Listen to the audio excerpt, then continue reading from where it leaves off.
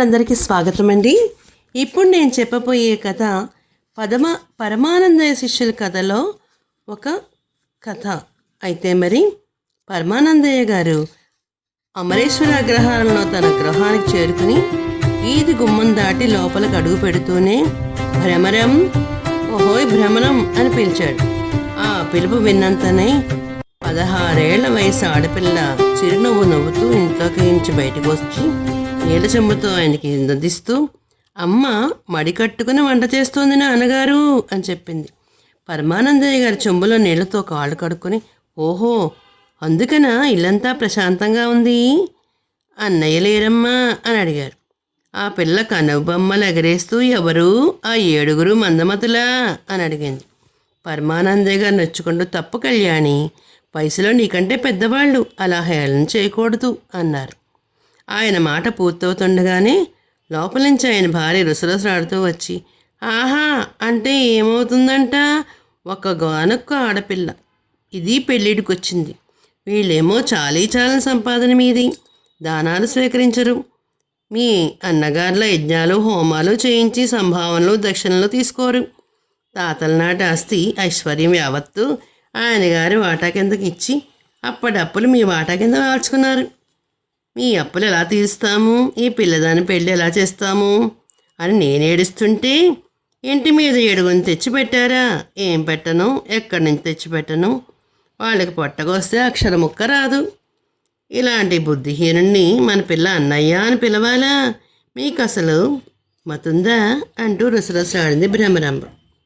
పరమానందయ్య గారు మందహాసం చేస్తూ, భ్రమరం ఏదీ మన చేతుల్లో లేదే, అంతా ఆ అమరేశ్వరుడు దయ, 7 మన ఇంటికి పంపిన ఆ జగదీశ్వరుడు వాళ్ళ ఆలన పాలన చూడడంటావా, అన్నిటికీ ఆయనే ఉన్నాడు, ఈ 7 పెళ్ళి చేయాలనుకుంటున్నాం కదా, 7 శిష్యులు మన చేతి కింద ఉంటే పెళ్లి పనులు చకచకా జరిగిపోతాయి, వీళ్ళు బాగా ఉపయోగపడతారు అని చెప్పి ఇంట్లోకి వెళ్ళారు. భ్రమరాంబ ఆశ్చర్యపోతూ, అందుక వాళ్ళని తెచ్చి ఇంట్లో పెట్టింది, ఏమో అనుకున్నాను కానీ అప్పుడప్పుడు మీ బుద్ధి వికసిస్తుంది సుమా, 7 పనివాళ్ళు చేతి కింద ఉండాలే కానీ 7 లోకాలు చుట్టుపెట్టేయను అంటూ కూతుర్ని దగ్గర తీసుకుంటూ ఇంట్లోకి నడిచింది. మరుక్షణమే 7 శిష్యులు భూతంగారు మరచెమ్మని చేతుల మీదుగా గాల్లో ఎగరేస్తూ ఆటలాడుతూ లోపలికి అడుగుపెట్టారు. మరుక్షణం వాళ్ళ పైకి ఎగరేసిన చెమ్మును ఎగిరి వెళ్ళి ఇంటి మీద ఉన్న వసారా చోరు కింద ఇరుక్కుపోయింది. 7 అమాయకత్వంతో చెంబు ఎలా మాయిపోయిందబ్బా అనుకుంటూ మొహాలు చూసుకుంటుంటే చెంబులో భూతంగారు లోపలే నెట్టూర్చి, అమ్మయ్యా ఎలాగలా గురువుగారి గుడి చేరిపోయా, ఇక రేపటి నుంచి ఆడిస్తా ఆట అన్నాడు. చెంబులో భూతం ఉందన్నమాట. అన్నాదమ్ముళ్ళ మధ్య కాకిగోల. 2 ఇళ్ల మధ్య సరిహద్దు ప్రహారీ గోడ వాలిన కాకి కావు కావుమంటూ కాకులు కావుమంటుంది. దక్షిణ వైపు ఇంటున్న ముందు స్థలంలో పడమర తూర్పు నిర్మించిన తాటాకు కుటీరంలో పరమానందయ్య శిష్యులు 7 తమ విద్యా సాధన ప్రయత్నంతో కాకుతో సై అంటూ కాకిగోల చేస్తున్నారు. ప్రహారీ గోడ ఇటువైపు, అటువైపు ఉత్తరాన్న ఇంట్లో పూజా మందిరంలో సంధ్యావందనం చేసుకుంటున్నారు పరమానందయ్య గారు. ఆయన బ్రహ్మానందయ్య అన్నగారు. ప్రస్తుతం వాళ్ళిద్దరూ అన్నదమ్ములు, వాళ్ళిద్దరికీ సంబంధాలు లేవు అసలు. బ్రహ్మానందయ్య గారి భార్య బంగారమ్మ పూజ గదిలోనే మరొక వైపు కట్టెల పొయ్యి ముందు వంట ప్రయత్నం చేస్తోంది. ఒకప్పుడు వంటలు చేసుకోవాలంటే కట్టెల పొయ్యిలు వెలిగించుకోవాలి, అన్నీ అమర్చుకోవాలి, ఒకదానితో తీసుకోవడం చాలా కష్టంగా ఉండేది. ఇప్పుడంటే మనకి గ్యాస్ పొయ్యిలు వచ్చాయి కానండి, అప్పుడు చాలా కష్టం, వంట చేయడం అంటే పెద్ద నరకమనే అనిపించేదన్నమాట. పరమానందయ్య గారికి ఒక్క ఆడపిల్ల సంతానం అయితే బ్రహ్మానందయ్య గారికి అదీ లేదు. 2 ఇళ్ల మధ్య ఎన్ని గొడవలున్నా 2 కుటుంబాల మధ్య వారధిగా అటు ఇటు పరుగులు తీస్తుంటుంది పరమానందయ్య కూతురు కళ్యాణి. ఈ పిల్ల తప్ప మిగతా వాళ్ళందరూ డి అంటే డి అంటుంటారు. పరమానందయ్య గారి ఇంటి ఆవరణలో వేప చెట్టు మీద ఒక కాకి, ఒకే ఒక్క కాకి చాలా కాలంగా నివసిస్తుంది. ఆ కాకి గోల అంతా ఇంత కాదు, అన్నదమ్ముల మధ్య పచ్చగడ్డ వేస్తే బగ్గుమంటుంది, ఆ మంటలో ఆజ్యం పోస్తుంది ఈ కాకి. పరమానందయ్య శాంతమూర్తి, భూతదయ, జీవకారుణ్యం కలిగినవాడు. ఆయన అన్న దాన్ని పూర్తిగా విరుద్ధం. తమ్ముడు చెట్టుకొమ్మ మీద నుంచి ఆ ఏకాకిని తరివేయాలని శతవిధాలా ప్రయత్నిస్తుంటాడు. కాకి ఆ ప్రయత్నాలన్నీ ఎదిరిస్తూ తనదైన శైలిలో ప్రతీకారం తీసుకుంటుంది. కాకి పదే పదే అలా రెచ్చిపోవడానికి కారకుడు ఒకడున్నాడు. వాడి పేరు అప్పన్న. అప్పిగానే వరి అప్పి అని ముద్దు పేర్లు పెట్టారు. బ్రహ్మానందయ్య గారి ఏకైక ఒకే ఒక్క శిష్యుడు అప్పన్న. అంతేకాదు, బంగారమ్మ గారిది కూడా ఒకే ఒక్క తమ్ముడు. బంగారమ్మ గారి ముద్దులు తమ్ముడు అప్పన్న తల్లిదండ్రులు కలిగిన ఏకైక పుత్రుడు. అతని జాతక చక్రాన్ని పరిశీలించిన జ్యోతిష్యులు ఈ పిల్లవాడు మహాజాతకుడు అవుతారని జోస్యం చెప్పారంట. అప్పన్న పుట్టిన వేళ విశేషం వలనో ఏమో అతడి అక్కగారు బంగారమ్మకి బ్రహ్మానందయ్య గారితో వివాహం జరిగింది. కొంతకాలం తర్వాత ఒకరోజు వారి తల్లి తండ్రి ఇద్దరు చనిపోయారు. పసి వయసులోనే ఒంటరిగా ఉన్న అప్పన్నని తీసుకుని అక్కాబావులిద్దరికి పెంచుకుంటున్నారు. అప్పన్నకి 5వ ఏట బ్రహ్మానందయ్య గారి ఉపనయము, అక్షరాభ్యాసము చేసేశారు. అప్పన్న 8వ ఏటలో విద్యాభ్యాసం పూర్తి చేశాడు. అంతరము మరో 2 ఏళ్ల సర్వశాస్త్రాలు నేర్చుకుని మంచి పారంగతుడయ్యాడు. ఆ తర్వాత ఏం జరిగిందో ఏమో, ఒకనాడు అనూహ్యంగా సర్వశాస్త్రాలు మర్చిపోయి మందమతి అయిపోయాడు. అక్కా బావ చేయించిన వైద్యం లేదు, జరిపించిన యజ్ఞహోమాలు లేవు. అప్పలలో మార్పు రాలేదు. ఒకప్పుడు బ్రహ్మజ్ఞానంతో ప్రకాశించిన అతని వదనం ఇప్పుడు నిప్పులు మబ్బులు కమ్మిన ఆకాశంలాగా నిస్తేజమైపోయింది. అప్పటి నుంచి అతడు ఏకైక వృత్తి ఆ కాకి తోలడమే. ఇప్పుడు ఆ 2 ఇళ్ల మధ్య సరిహద్దు గోడ మీద కూర్చున్న కాకిని తరిమ కొట్టే ప్రయత్నంలోనే భాగంగా ఉంది. ఇంట్లో సంధ్యావందన కార్యక్రమంలో ఉన్న బ్రహ్మానందయ్య గారికి ఆయన భార్యకి ఆ కావు కేకలు వినిపిస్తున్నాయి.